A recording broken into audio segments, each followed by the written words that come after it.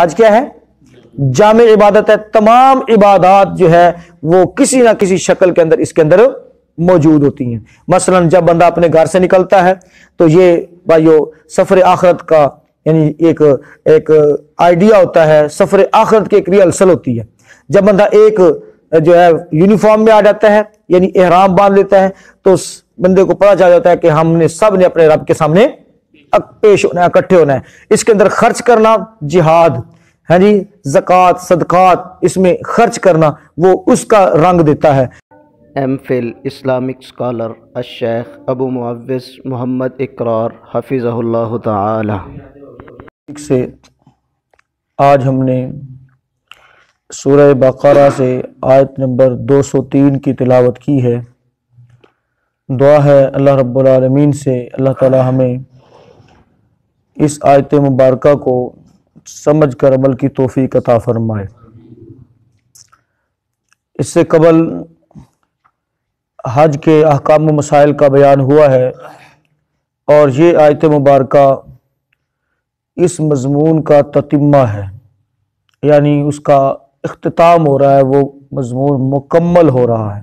کون سا؟ حج کا۔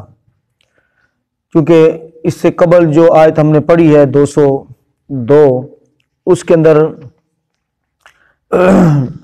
اللہ رب العالمین نے ان لوگوں کا ذکر کیا جو حج اور عمرہ اللہ کی رضا کے لیے کرتے ہیں اور ان کا مطمع نظر آخرت کی بھلائی ہے، دنیا کی بھلائی اللہ تعالیٰ سے مانگتے ہیں۔ اور اس سے قبل یہ بھی ہم نے پڑھا فَإِذَا قَضَيْتُم مَنَاسِكَكُم، جب تم مناسک حج مکمل کر لو تو کثرت کے ساتھ اللہ کا ذکر کرو۔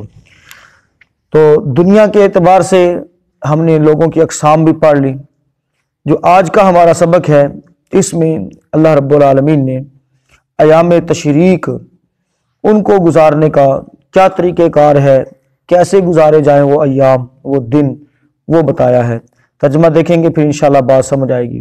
فرمایا وَاذْكُرُوا اللَّهَ، واو کا مطلب اور، اذکرو یاد کرو، اللہ کو، فی میں ایام دن، یعنی یوم کی جمع ہے ایام، معدودات گنتی کے، گنے ہوئے دنوں میں اللہ کو خوب یاد کرو۔ یہ گنتی کے چند دن ہیں، گنے ہوئے دن ہیں، ان میں بجائے اس کے کہ دعوتیں اڑاتے پھرو، بجائے اس کے کہ دائیں بائیں جاتے پھرو، تو اس میں اللہ کو یاد کرنا ہی سب سے اچھا ہے۔ وَاذْكُرُوا اللَّهَ فِي أَيَّامٍ مَّعْدُودَاتٍ، اور اللہ کو چند گنے ہوئے دنوں میں یاد کرو۔ فَمَن، پس جو، تَعَجَّلَ جلدی کرے، فی یومین، 2 دنوں میں، جو 2 دنوں میں جلدی کرے، جلدی چلا جائے، فلا اثم علیہ، پس اس کے اوپر کوئی گناہ نہیں۔ ومن، اور جو تأخر لیٹ کرے، تاخیر کرے، تاخیر سے ہے، فلا اثم علیہ، اس کے اوپر بھی کوئی گناہ نہیں۔ لمن اتقى، لیکن یہ اس شخص کے لیے رعایت ہے جو ڈرتا ہے اللہ سے، جو اللہ تعالیٰ سے ڈرتا ہے۔ لمن اتقى، جو اللہ تعالیٰ سے ڈرتا ہے اس کے لیے ہے۔ واتقوا اللہ، اور اللہ سے ڈرو۔ وَاعْلَمُوا، اور جان لو کہ انکم، بے شک تم، الیہ، اسی کی طرف، تحشرون، اکٹھے کیے جاؤ گے، تم اسی کی طرف اکٹھے کیے جاؤ گے۔ ترجمہ دوبارہ سے دیکھیں گے۔ وَاذْكُرُوا اللَّهَ فِي أَيَّامٍ مَّعْدُودَاتٍ، اور اللہ کو چند گنے ہوئے دنوں میں یاد کرو۔ فَمَن تَعَجَّلَ، پھر جو جلدی کرے، جلدی چلا جائے، فی یومین، 2 دنوں میں، فلا اثم علیہ، اس کے اوپر کوئی گناہ نہیں۔ ومن تأخر، اور جو کوئی تاخیر کرے، لیٹ کرے، فلا اثم علیہ، تو اس کے اوپر کوئی گناہ نہیں، یعنی وہ پورے 3 دن مینا کے اندر رہے، ٹھہرا رہے تو پھر بھی کوئی گناہ نہیں۔ اور جو 2 دن ٹھہرا ہے، جمرات کو کنکریاں مارتا رہا ہے، یعنی شیطانوں کو، تو وہ بھی درست ہے، جو 2 دن میں اپنے کام کو فائنل کر کے آ گیا۔ لمن اتقى، یہ رعایت اس کے لیے ہے جو دل میں تقوی رکھتا ہے، ڈر رکھتا ہے، پرہیزگار ہے، اس شخص کے لیے جو ڈرے۔ واتقوا اللہ، اور اللہ تعالیٰ سے ڈرو۔ وَاعْلَمُوا اور جان رکھو انکم کہ بے شک تم الیہ اسی کی طرف تحشرون اکٹھے کیے جاؤ گے۔ محترم بھائیو، گنتی کے چند دن یاد رکھیں، یہ اللہ رب العالمین نے گنتی کے چند دن دو موقعوں پر یہ جملہ استعمال کیا ہے۔ ایک روزوں کے لیے استعمال کیا ایام معدودات، اور دوسرا حج کے لیے استعمال کیا کہ یہ بھی گنتی کے چند دن ہیں اور رمضان کے بھی گنتی کے چند دن ہیں۔ تو اس سے مراد یہ نہیں ہے کہ صرف بس ان چند دنوں میں اللہ کو یاد کرنا ہے، اس کے بعد جو مرضی کرتے رہیں۔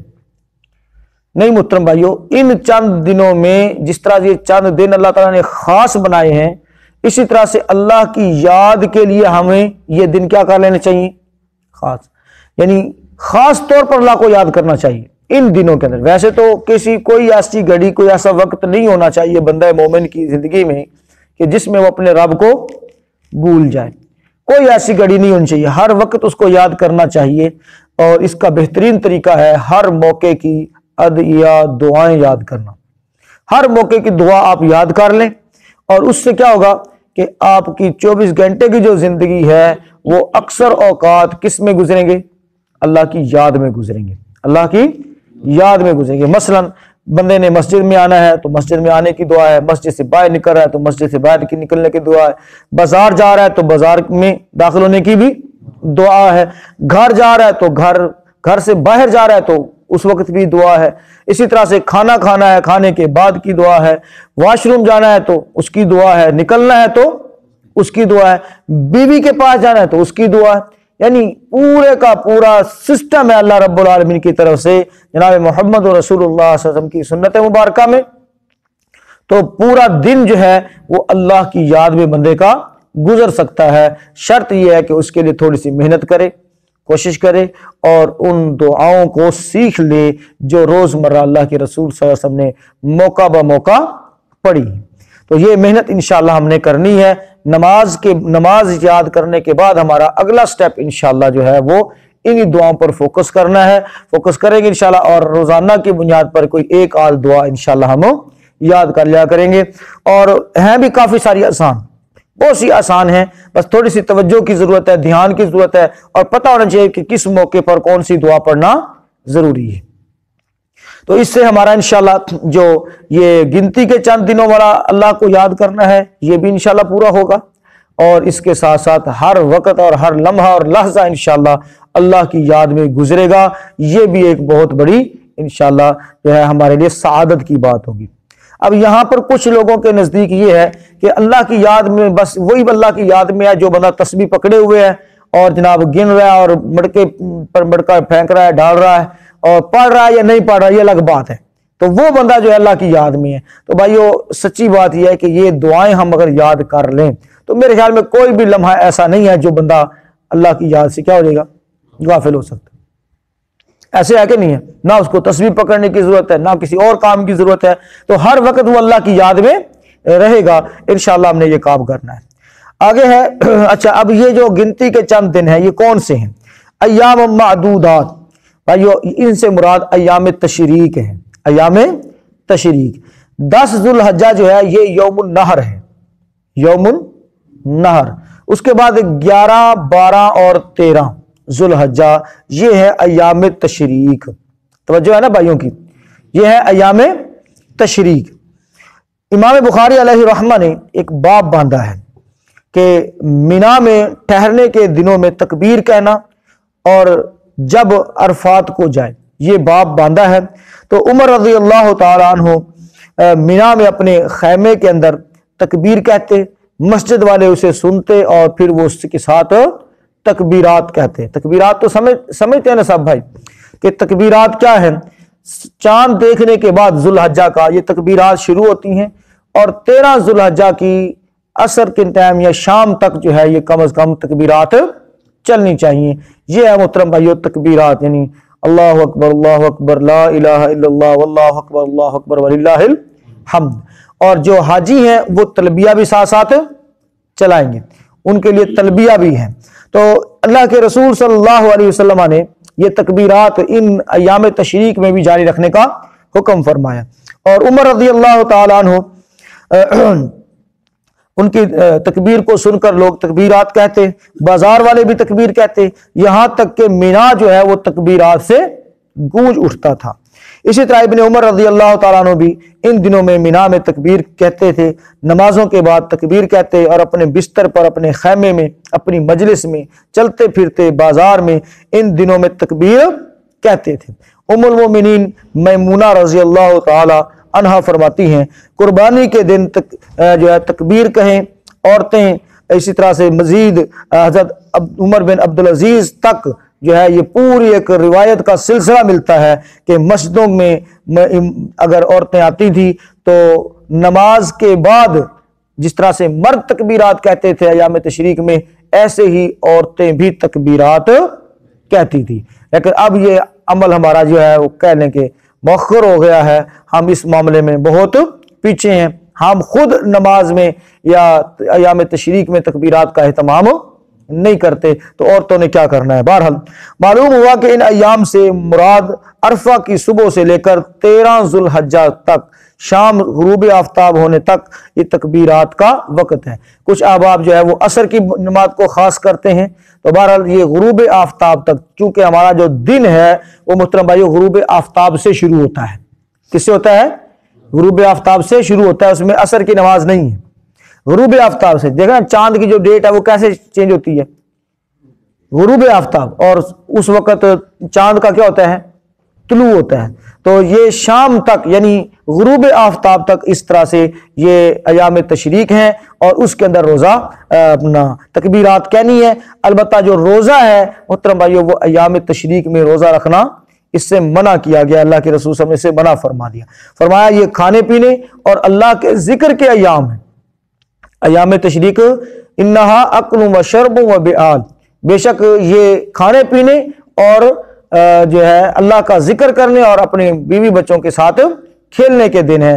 عام دنوں کے اندر یعنی جو گھر کے اندر ہے، اور جو وہاں پر ہے حج کے ایام میں ہے، وہاں تو صرف اور صرف اللہ کا ذکر اور کھانا پینا ہی ہے بس۔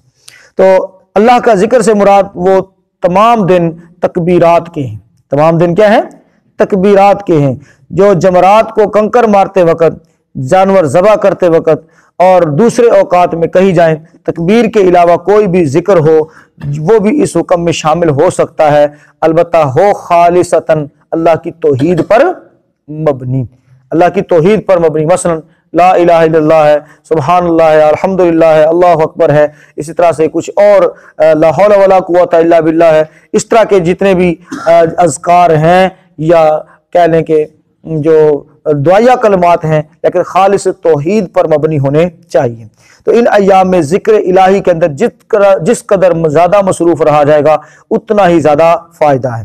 فرمایا لمن اتقى، یعنی 11 اور 12 کو 2 دن جمرات کو کنکر مار کر چلا آئے تو اس کے اوپر کوئی گناہ نہیں، لیکن ہو اللہ سے ڈرنے والا، یہ نہیں کہ میں کوئی ویلا اتنے رہنا پیا، ہاں جی، اللہ سے ڈرنے والا ہو کہ میرے پاس مراد یہ ہے کہ اس کو کوئی حاجت ہے، کوئی ضرورت ہے، کوئی بیماری اس کو لائق ہو گئی ہے، یا کوئی اور اس طرح کا کوئی ریزن بن گیا ہے، اس کو واپس آنا پڑ گیا ہے، تو 2 دن ہی کام پورا کر کے اپنا واپس آ جاتا ہے، تو اس کے اوپر کوئی حرج والی بات نہیں۔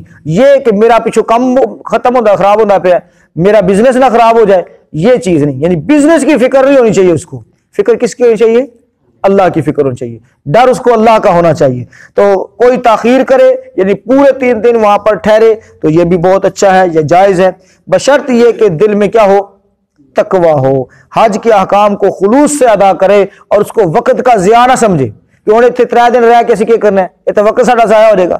نہیں محترم بھائیو، تقوی اور پرہیزگاری، اور ساتھ ہی اللہ تعالیٰ نے آخر میں ذہن دیا الیہ تحشرون، جس طرح سے تم یہاں اللہ کے حکم پر اکٹھے ہوئے ہو، ایک دن تمہاری زندگی میں اور آنے والا ہے کہ تم اللہ کے حکم سے سب ہی اکٹھے کیے جاؤ گے، سب ہی اکٹھے ہوگے، اور وہ دن کون سا ہے؟ قیامت کا دن۔ تو بھائیو اب میں آپ کے سامنے مختصر جو ہے وہ حج کا فلسفہ اور حج کے فوائد آپ کے سامنے میں ذکر کر دیتا ہوں۔ بھائیو یاد رکھیں یہ ایک جامع عبادت ہے۔ حج کیا ہے؟ جامع عبادت ہے، تمام عبادات جو ہے وہ کسی نہ کسی شکل کے اندر اس کے اندر موجود ہوتی ہیں۔ مثلا جب بندہ اپنے گھر سے نکلتا ہے تو یہ بھائیو سفر آخرت کا یعنی ایک آئیڈیا ہوتا ہے، سفر آخرت کی ایک ریہرسل ہوتی ہے۔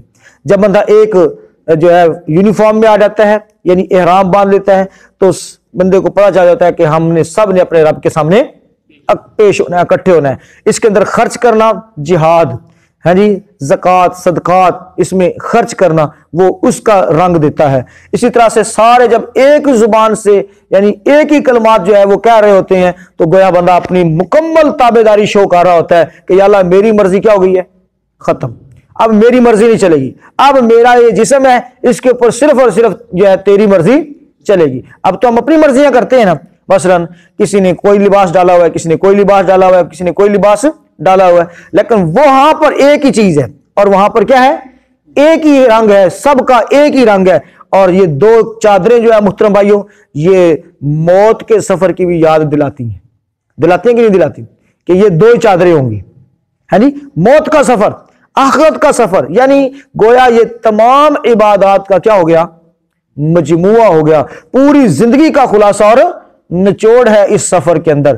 تو اس کے ساتھ ساتھ محترم بھائی اس کے فوائد کیا ہے، بندہ گناہوں سے پاک ہوتا ہے، فسق و فجور سے بندہ پاک ہوتا ہے، فسق و فجور سے بندہ پاک ہوتا ہے، مال کی حرص سے اس کا دل پاک ہو جاتا ہے، اسی طرح سے ہاتھ اور زبان سے دوسروں کو تکلیف دینے سے بندہ بچنے کی پوری ایک ریہرسل ہے اس کے اندر، یہ پوری ایک فوج ہوتی ہے اللہ تعالیٰ کی جو اللہ کے حکم سے وہاں پر کیا ہے، جمع ہے، اور پھر یہ تہیہ کرتی ہے کہ یا اللہ تو سب سے بڑا ہے، تیرے ہر حکم پر، جس طرح سے ہم اپنا گھر بار کو چھوڑ کر یہاں پر آ گئے ہیں، تیرے حکم پر تو جہاں بھی حکم دے گا ہم اپنا سب کچھ چھوڑ چھاڑ کر وہاں پر چلے جائیں گے۔ اور پھر سب سے بڑی بات اس کے اندر یہ جو لاکھوں لوگوں کا مجمع ہوتا ہے یہ میدان محشر کی یاد تازہ کرتا ہے، میدان محشر کی یاد دلاتا ہے کہ جس طرح یہاں ہم اکٹھے ہیں ایسے ہی کل قیامت کے دن بھی ہم اکٹھے ہونے والے ہیں، اور ایک حکم پر ہم سب نے یہاں پر بلا چون چران جمع ہو جانا ہے،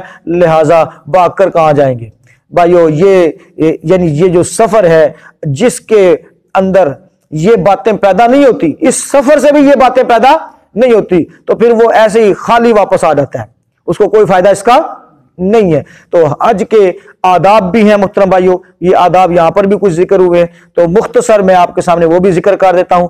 حج کے آداب میں 3 سٹیپ ہیں اس کے، پہلے نمبر پر ہے قبل از حج آداب، دوسرے نمبر پر ہے دوران حج آداب، اور تیسرے نمبر پر ہے بعد از حج آداب۔ دیکھیں بھائی جب جانا ہے نا قبل از حج آداب، اس کے لیے حلال کی کمائی ہونی چاہیے، بندے کی نیت صاف ہونی چاہیے، خلوص ہونا چاہیے، اپنے اعمال کا محترم بھائی محاسبہ کریں، پھر حج کی تیاری کریں۔ دوسرے نمبر پر جب دوران حج جو آداب ہیں اس کا طریقہ کار یہ ہے کہ کسی کو تکلیف نہ دے، وہاں پر محترم بھائیو جو ارکان حج ہیں، مناسک ہیں، ان کو پورے خلوص کے ساتھ ادا کرے، کسی چیز میں ڈنڈی نہ مارے۔